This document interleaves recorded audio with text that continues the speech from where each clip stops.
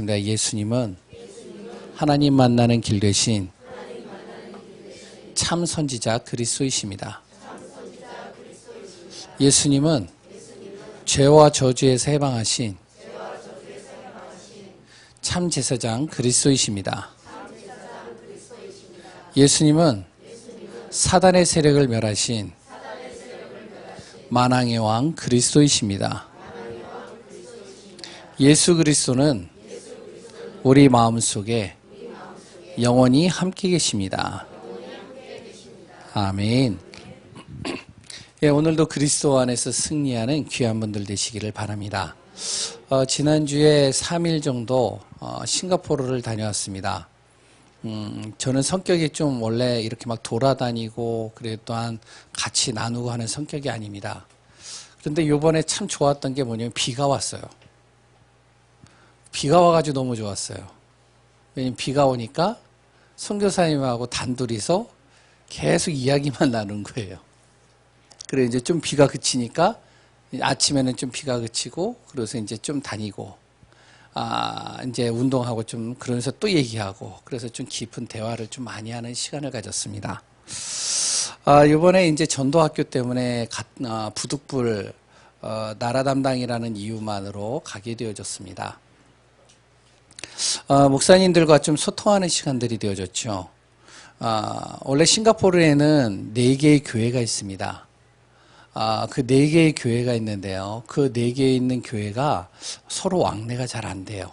각자 이제 전도 현장에서 인도받고 응답받는 그 정도였지 서로 이렇게 왕래가 잘 안 되는 상황이에요. 예전에 이제 전도학교가 되어졌다가 이제 전도학교를 이제 시작하는 가운데서 같이 모이게 된 겁니다. 어떻게 보면 굉장히 의미 있는 시간이었죠. 처음으로 이제 같이 모이게 되고 같이 이제 전도학교를 통해서 전도 소통하는 시간이었어요. 참 감사한 시간이었고요. 그리고 또한 서로 은혜를 나누는 가운데 다음번에는 좀 더 많은 소통이 되어지고 많이 이렇게 참여해서 은혜 받는 시간이 되어질 거라고 생각이 됩니다. 전도학교가 끝난 다음에 그 다음에 목사님하고 저하고 그랬더니 이제 한 분 선교사님이 더 계시는데 세 분이서 새벽 늦게까지 대화를 했어요. 한 새벽 2시까지요. 그러니까 우리나라 시간으로는 1시간 차이가 있기 때문에 우리나라 시간으로 따지면 새벽 3시예요. 저는 12시 전에 자야 되는데 잠을 안 자는 거예요. 이분들이 계속 얘기하는 거예요. 그래서 이제 옛날 30년 전에 사진을 꺼내가지고 한 컷 한 컷씩 보여주면서 이제 설명을 해주는 거예요. 이 싱가포르가 어떻게 전도 사역이 되어졌고 교회가 진행되어졌는지. 쭉 듣는데요. 감회가 새로운 거예요. 제가 아는 얼굴도 많이 있거든요.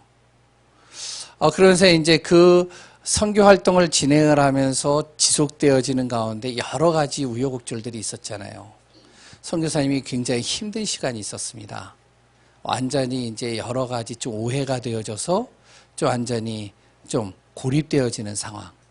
그 상황 속에서 이제 너무나도 힘든 가운데서 하나님께서 또 사람을 보내시고 또한 붙이시고 인도에 가시는 부분들. 그래서 지금은 후대들이 일어나고 말씀 운동이 일어나고 평신도 그러니까 젊은 랩런트들이 스스로 현장에서 말씀 운동을 펴가는 거예요.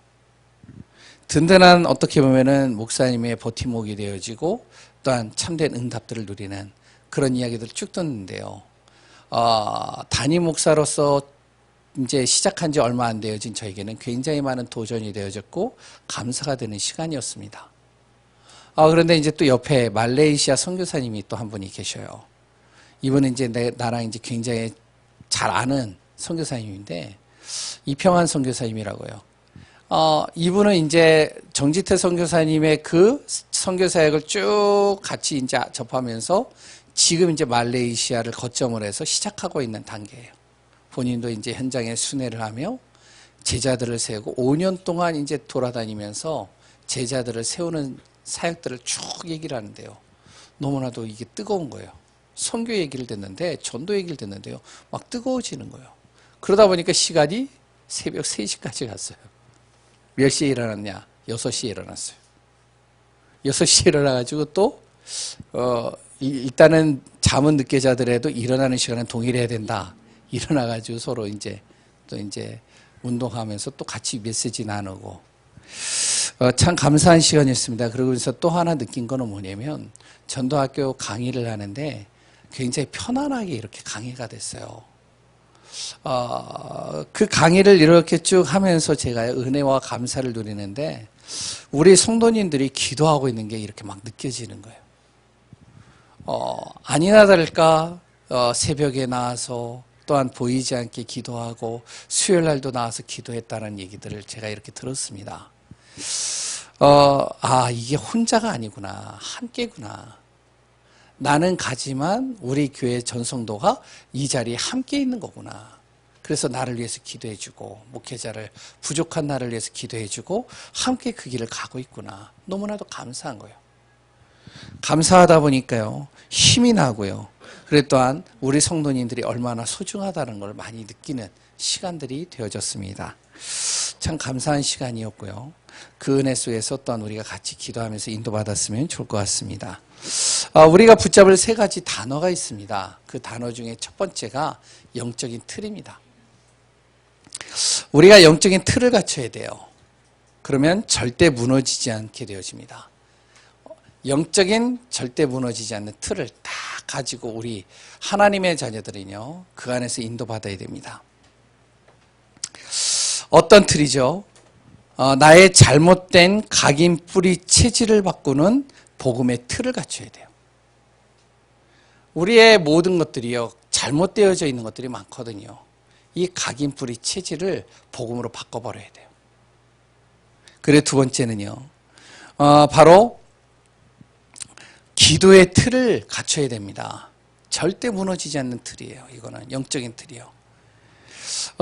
어떠한 순간에서도 흔들리지 않는 나에게 무엇이 있어야 되냐? 영적인 힘이 있어야 되는데 그 힘이 어디에서 오느냐? 기도에서 옵니다. 그래서 기도의 틀이 있어야 돼요. 세 번째는요, 영혼, 마음, 생각, 몸이 바로 치유되어지는 틀입니다. 내 안에 복음의 틀이 갖춰지고 기도의 틀이 갖춰지면 따라오는 것이 치유입니다. 내 마음과 몸과 영혼, 생각이요, 치유가 돼버려요. 참된 치유가 돼버리는 거예요. 이것을 뭐라고 하면 영적인 틀이라고 그럽니다.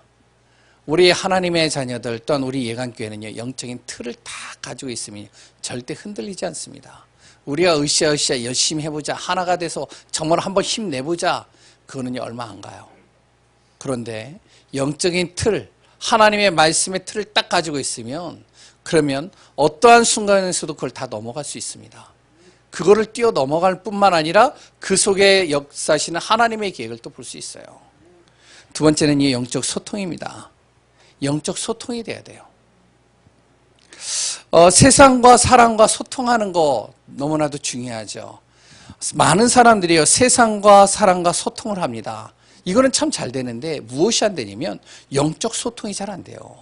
특히 하나님의 자녀들이 영적 소통이 안 되면 어떻게 되는지 아세요? 갈등과 문제가 없으면 판판이 무너지는 겁니다.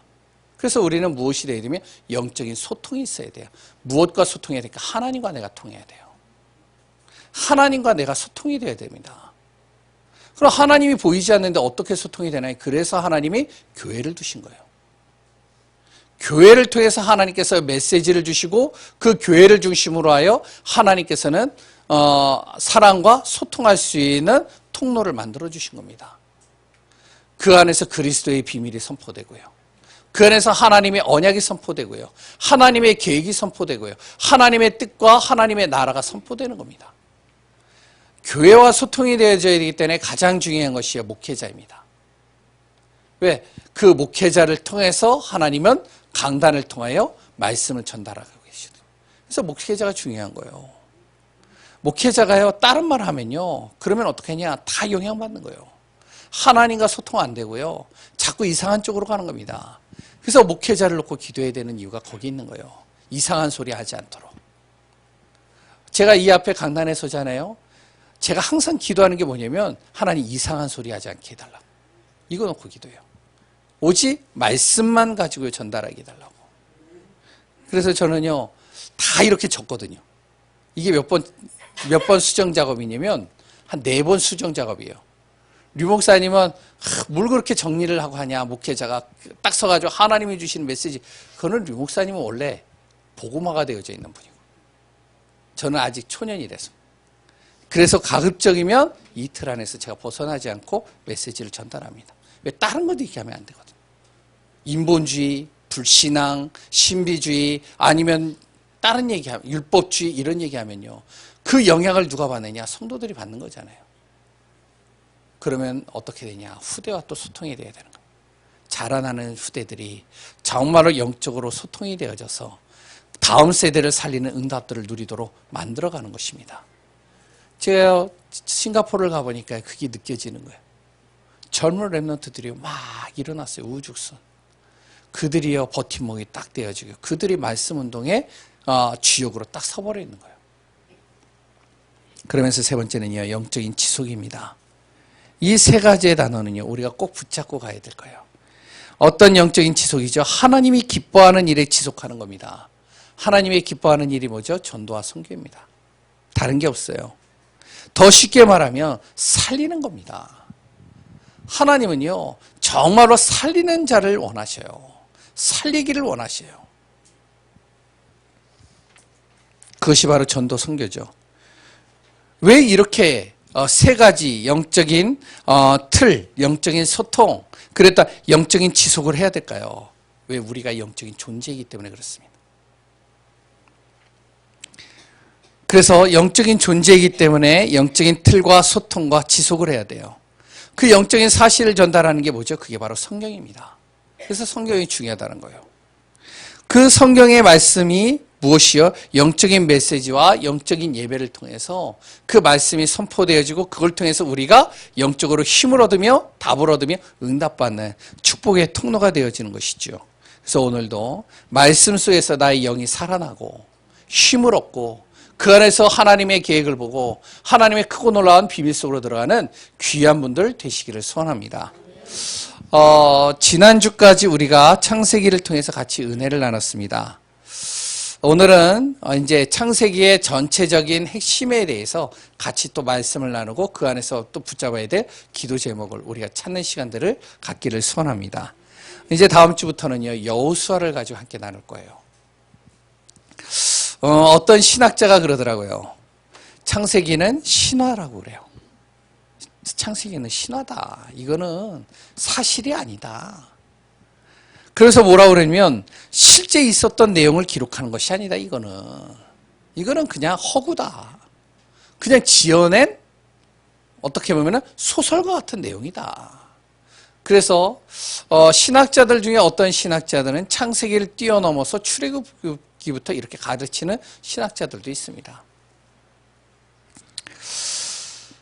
근데 창세기를 빼면 어떻게 될까요? 창세기를 빼면요, 성경이 이해가 안 돼요. 왜 그렇죠? 창세기에 담겨져 있는 내용이 뭐냐면 복음입니다. 언약이에요. 근데 그 창세기를 빼버리면 언약이 설명이 안 되고요, 복음이 설명이 안 돼버려요. 그래서 창세기에 가장 중요한 것이 있다면 그것이 뭐냐면 창조, 타락, 회복입니다.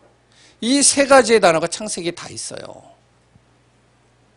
그 중에 가장 중요한 것이 무엇이냐면 언약입니다. 그래서 하나님은 어떠한 하나님이시냐? 언약의 하나님이라고 그러는 거예요. 우리는 언약의 백성이라고 그러는 겁니다. 하나님께서는 모든 만물을 말씀으로 창조하셨고, 그 말씀을 언약의 말씀을 통해서 움직이신다라고 그랬어요. 그래서 창세기를 두 가지로 나눈다면, 첫 번째가 바로 언약이 왜 중요하냐. 그랬던 그 언약을 붙잡은 사람들에게 주어지는 응답과 축복이 뭐냐. 이 두 가지를 나눌 수가 있습니다.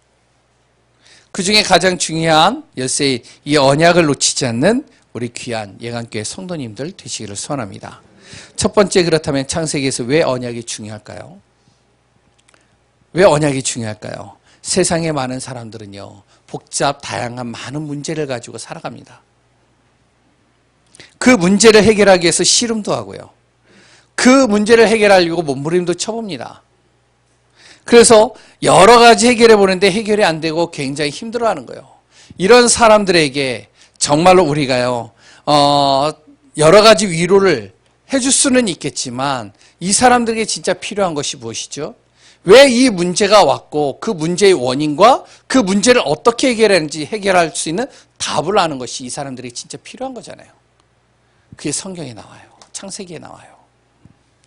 그 창세기에 정확하게 기록되고 있습니다. 그 첫 번째가 뭐냐? 창세기 1장 27절, 28절. 창세기 2장 17절의 내용입니다. 이 세상은요, 우연히 창조된 게 아니에요. 하나님께서요, 이 세상을 완벽한 계획을 가지고 질서 있게 창조하셨습니다. 그냥 대충대충 창조한 게 아니에요. 과학자애들 말처럼 우연히 만들어진 그런 이 세상이 아니라는 겁니다. 하나님께서 완벽한 계획을 가지고 질서 있게 창조하셨어요. 그러면서 마지막으로 사람을 창조하셨는데 사람만 하나님의 형상으로 하나님과 함께하도록 하나님이 창조하신 겁니다. 하나님과 함께하는 원리를 뭘 가지고선 하셨냐면 창세기 2장 17절에 선악과를 가지고 하나님과 함께하는 원리, 언약을 주신 거예요. 그게 뭐죠? 선악을 알게 하는 나무의 열매를 동산 중앙에 둘 터인데 이 열매를 절대 먹지 마라. 먹는 날에는 너와 나의 관계가 끊어진다. 하나님과 함께하는 그 약속을 바로 선악과를 통해서 주신 것이죠. 선악과는요, 시험의 도구가 아닙니다. 하나님이 보이지 않는 거예요. 보이지 않는 하나님이 나와 함께하고 있는 징표로 바로 선악과를 둔 겁니다. 그래서 선악과는요, 바로 하나님의 약속의 징표요. 하나님이 나와 함께하고 있다는 사실을 증명할 수 있는 약속으로 그 선악과를 주셨다는 것이죠. 그래서 그 선악과, 그 하나님이 주시는 이 약속, 그 언약 안에서 있을 때 나에게 영적인 복, 육신의 복이 따라온다는 거예요. 이것이 원래 인간의 근본 뿌리입니다. 다른 게 아니에요. 하나님의 약속의 언약 속에서 하나님이 주시는 영적인 복과 육신의 복을 누리는 삶, 그게 인간의 근본 뿌리인 거예요. 이 근본이 흔들리면 어떻게 되냐? 전체가 다 흔들려 버려요. 이 근본이 무너지면 어떻게 되냐? 다 무너지는 겁니다. 이 사단이요, 이 근본을 공격했다니까요. 원래 하나님의 형상으로 창조된 사람에게 하나님께 주신 그 가장 근본적인 것을 건드려 버린 거예요. 그게 창세기 3장의 내용입니다. 그래서 오늘 본문에 읽은 내용이 그 창세기 3장의 그 내용인 거예요. 창세기 3장 1절에서 6절에 이 사단이요, 속인 겁니다. 사람을 속인 거예요. 어떻게 속였을까요? 원래 인간의 그 근본적인 것을 속여버린 거예요. 하나님께서 동산에 있는 모든 실과를 먹지 말라고 그러더냐? 아니, 저 동산 중앙에 있는 선악을 알게 하는 나무의 열매를 먹지 말라고 그랬어. 저거 먹으면 죽을 거 한다고 그랬어. 에이, 그거 먹는다고 죽겠냐? 안 죽어. 하나님이 죽게 만들 선악과를 거기다 두겠냐? 그러지 않다니까. 너가 그거 먹으면 왜 선악과냐? 선을 알게 하고 악을 알게 하는 과일이라고 얘기하는 거 아니냐? 그거 먹으면 너의 눈이 밝아져서 선악을 구분하는 거야. 너가 하나님같이 된다니까? 속이는 거죠. 근본을 속이는 거예요. 사람의 눈이 어떻게 바뀌죠? 예전에는 그냥 별로 중요하게 보이지 않았던 그 선악과가 이제는 먹음직, 보암직, 지혜롭게 할 만큼 탐스럽게. 하나님의 약속은 온데간데없고 그 과일만 보는 거예요. 그 문제만 보는 겁니다. 결국에는 어떻게 하죠? 이것을 사람이 먹어버린 거예요. 사단에게 속았어요. 그 사단으로 해서 하나님이 먹지 말라는 선악, 바로 약속의 징표를 깨트려버린 겁니다. 그게 죄예요. 결국에 어떻게 되죠? 하나님 떠난 거예요. 거기서부터 문제가 시작되는 겁니다. 우리의 모든 문제가 어디에서 시작됐는지 아세요? 창세기 3장에 하나님 떠난 것에서부터 문제가 시작된 거예요. 이 결과가 어떻게 되어졌을까요? 바로 창세기 3장, 6장, 11장 하나님 떠난 그 결과로 창세기 3장에는요, 남자와 여자는요, 고통과 저주 속으로 들어가게 된 겁니다.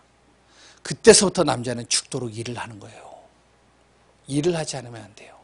여자는요, 잉태하는 고통입니다. 땅은요, 저주받았다고 그랬어요. 아무리 내가 노력을 하고 아무리 열심히 살고 아무리 정말 이제는 좀 성공한 것 같다 생각을 하는데 결국에 돌아오는 것은 가시덤불과 엉겅퀴예요. 또 무너지는 거예요. 성공을 위해서 공든탑을 잘 세워놨는데 어느 날 봤더니 하루아침에 다 무너져 버리는 거예요. 이게 바로 창세기 3장입니다. 로마서 6장 23절의 말씀대로 이때 사람에게 죽음이라는 단어가 오게 된 겁니다. 이때서부터 사망이 들어오기 시작한 거예요. 죽음이 어디에서 들어왔죠? 바로 죄에서 들어온 겁니다. 죄가 어디에서 들어왔죠? 하나님의 약속을 깨트리는 그 욕심에서부터 들어온 거예요. 결국에는요, 창세기 6장에 영적인 것은 완전히 무너져 버리고 사람은요, 육신적인 것을 향해서 따라가는 존재가 되어졌습니다. 돈을 위해서 살고요, 명예를 위해서 살고요, 성공을 위해서 살고요, 물질 따라가는 거예요. 물질을 따라서 이동합니다. 물질을 따라서 움직이는 거예요. 이번에 이제 말레이시아하고 싱가포르 두 군데 선교사님을 만났는데 두 분이 하는 말이 이제 참 재밌어요. 이 싱가포르는 선진국이라고. 진짜 이 싱가포르는 참 잘 누리겠다고. 그랬더니 선교사님이 뭐라 그러면 뭘 잘 누려? 말레이시아가 더 낫지. 그래, 왜 그러냐? 싱가포르는 돈을 많이 번 만큼 모든 게 다 비싸다고. 집값도 비싸, 물건도 비싸, 먹는 것도 비싸, 다 비싸다는 거예요. 근데 말레이시아는 어떠냐고. 말레이시아는 여기에서 가지고 있는 이제 얼마만 가지고 와도 집을 큰 집에서 살잖아. 선교사님이 지금 말레이시아에 있는 선교사님 큰 집에서 살거든요. 돈이 얼마 안 들어요. 그리고 또 물가가 얼마나 싸냐. 먹는 것도 자유롭게 먹잖아. 그러니까 그건 맞다고. 그러니까 말레이시아에 있으면 잘 먹는데요. 그래서 선교사님도 이제 음식을 이제 좀 이렇게 이제 뭐 이제 해산물이나 이런 걸 먹으면 말레이시아로 간다는 거예요. 왜? 비싸니까요. 사람들이요, 완전히 뭐가 되어져 있죠? 성공을 위해서, 물질을 위해서 달려가는 거예요. 영적인 건 다 죽어버렸어요. 바벨탑, 바로 창세기 21장에 자신의 힘으로 뭔가를 몸부림치면서 하나님께 도전하는 겁니다.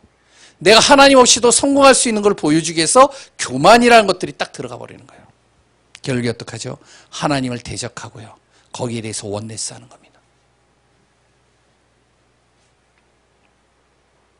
결국에 어떻게 될까요?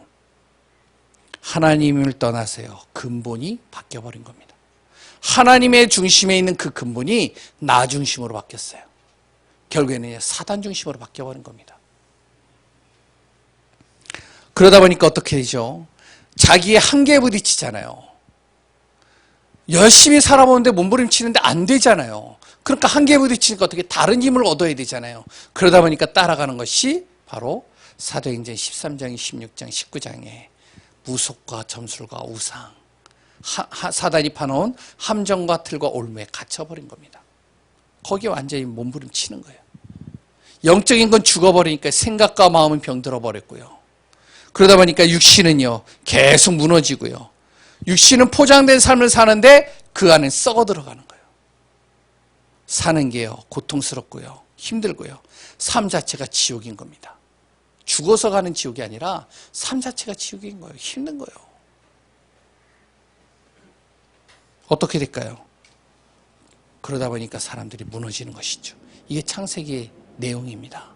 그러니 창세기를 빼면요, 아무 의미가 없는 거예요. 성경의 내용이.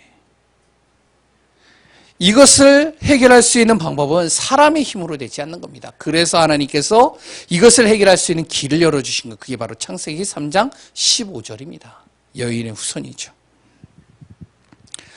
최초의 인간이 죄를 지었습니다. 하나님이 약속을 어기는 범죄를 저지른 거예요.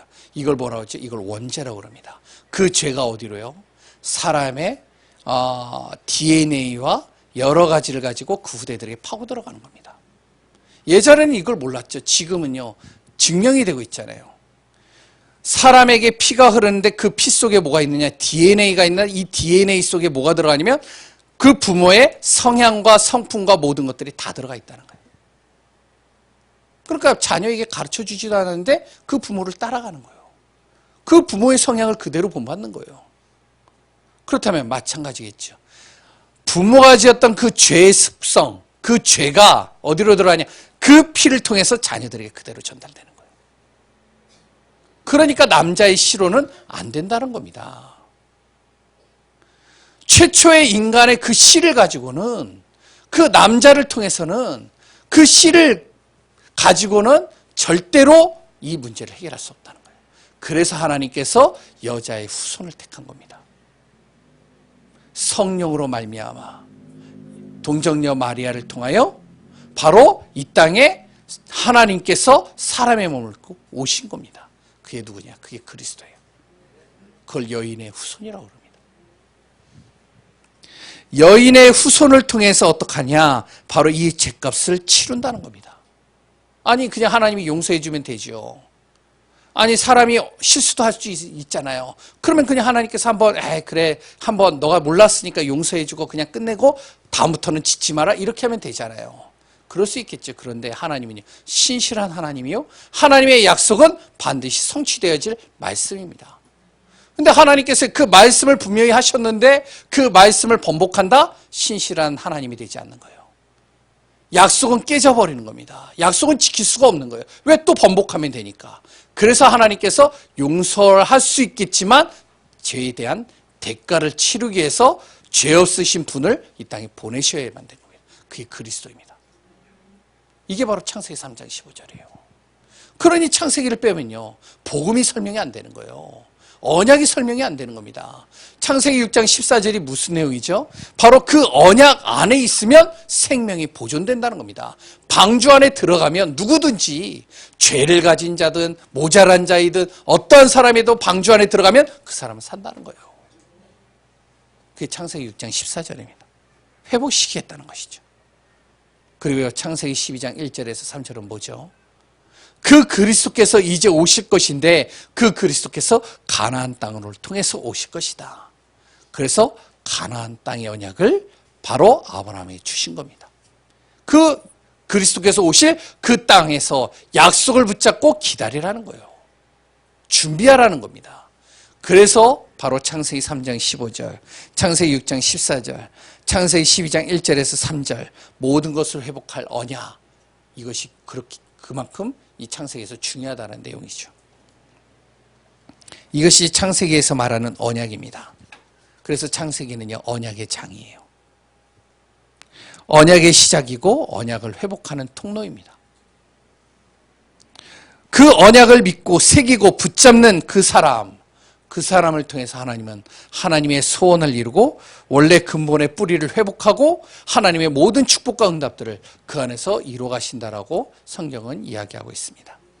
오늘도 우리 귀한 분들이 하나님의 언약 속에서 절대 언약을 놓치지 않는 귀한 분들 되시기를 소원합니다.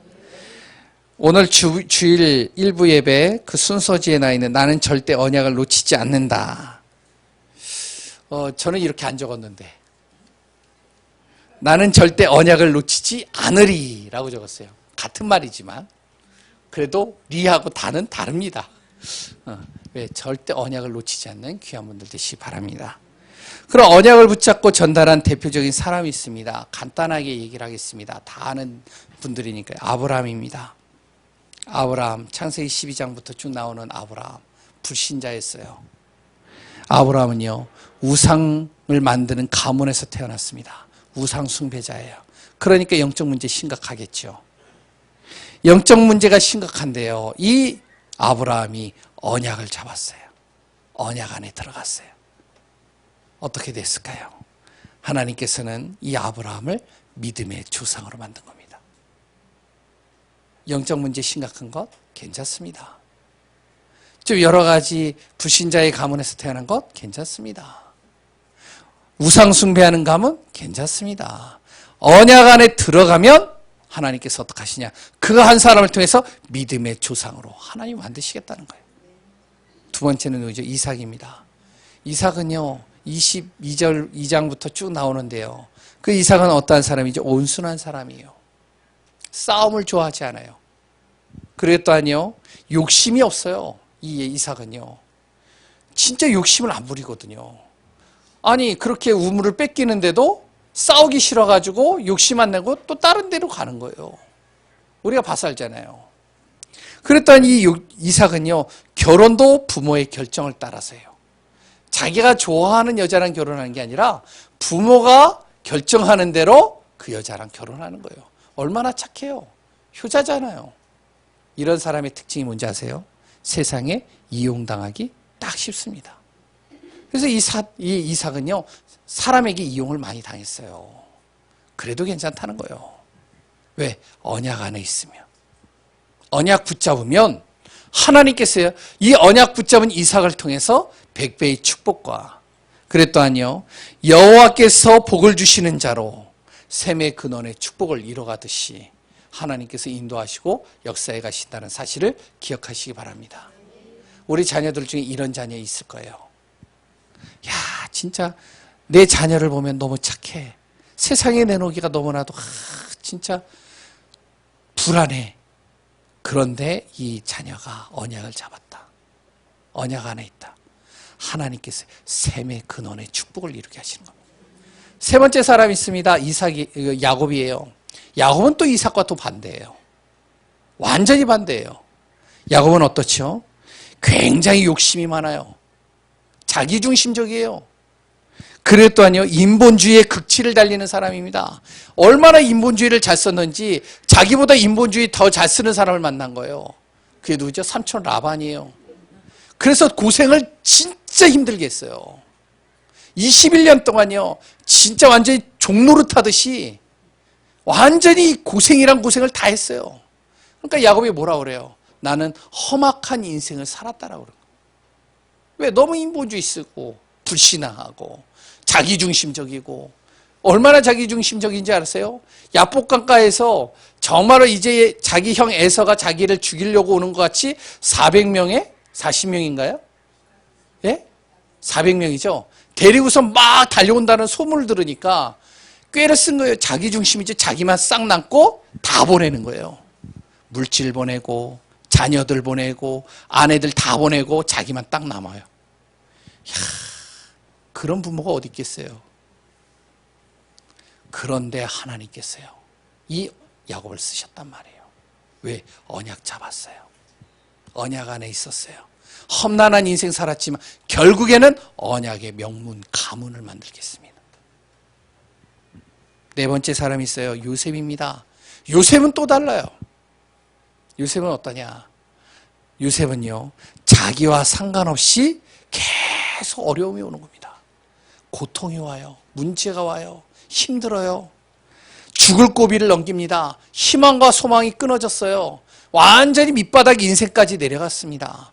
자기와 상관없이 온 거예요. 자기가 실수해서 왔다면 그래도 할 말이 있는데 실수한 게 하나도 없는데 환경과 문제가 자기를 그렇게 넘어뜨려서 무너뜨린 거예요. 이런 사람들을 세상은 뭐라 그러죠? 재수 없는 사람. 이렇게 얘기를 하잖아요. 팔자가 기구하다. 이렇게 얘기를 하잖아요. 그런데 이 요셉이요, 언약 잡고요. 그리고 또한 하나님과 함께하는 삶을 산 겁니다. 누가요? 세상의 불신자가 알 정도로 하나님과 함께하는 비밀을 딱 붙잡았어요. 요셉을 어떻게 했을까요? 하나님이요. 시대와 세계와 가문과 후대를 살리는 주역으로 하나님이 삼으신 겁니다. 잘 보세요. 공통점이 뭐죠? 다른 게 아닙니다.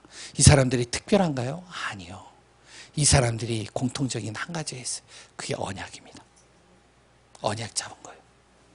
그렇다면 우리 교회가 이 언약을 잡았다. 언약의 말씀 따라간다. 이 언약 안에 있다. 어떻게 될까요? 절대 무너지지 않는 겁니다. 절대 흔들리지 않게 하시는 거예요. 하나님은 실수를 바꾸셔서 응답과 축복으로 바꿔버리는 겁니다. 오늘도 하나님의 언약 붙잡는 귀한 분들 되시기를 바랍니다. 근본 뿌리가 흔들리지 않도록 하시면 돼요. 사단은요, 우리의 근본 뿌리를 계속 흔듭니다. 세상에 여러 가지 달콤한 것들을 가져다 주면서 여러 가지 문제와 시험을 주면서 여러 가지 또한 내 안에서 다른 여러 가지 욕심들을 가져다 주면서 뭐를 흔드느냐? 근본 뿌리를 흔드는 거예요. 근본 뿌리가 흔들리지 않는 언약에 집중하는 귀한 분들 되시기를 소원합니다. 어떤 순간에도 정말로 예수 그리스도를 영접했다. 그렇다면 그 사람은 하나님의 자녀입니다. 하나님이 그와 함께 하십니다. 이 사람이 언약의 말씀을 잡고 기도한다. 절대 불가능을 절대 가능으로 바꾸시는 하나님이신 것을 기억하시기 바랍니다. 하나님의 역사, 하나님의 응답을 보게 되어질 것입니다. 오늘도 복음 안에서 승리하는 귀한 분들 되시기 바랍니다. 마지막 결론입니다. 예틀을 깨고 세틀을 갖추는 겁니다. 요즘 계속 나오는 단어예요. 올 한 해의 기도 제목입니다. 어떤 예틀일까요? 복음 즉 언약을 붙잡지 못하게 하는 예틀입니다. 깨트려버려야 돼요. 이것을 깨는 것입니다. 그러면서 사람을 의지하지 않고 시험과 문제에 빠지지 않고 약속을 기억하면서 힘을 얻는 겁니다. 하나님의 방향 맞추는 틀을 갖추면 돼요. 여러 가지 오해도 괜찮아요. 내가 약속을 붙잡고 있다. 결국에는 하나님께서 바꿔가십니다. 그러면서 언약을 믿고 누리며 담대히 증인으로 서는 예강교회 성도님들 되시기를 소원합니다. 기도하겠습니다. 하나님 감사합니다.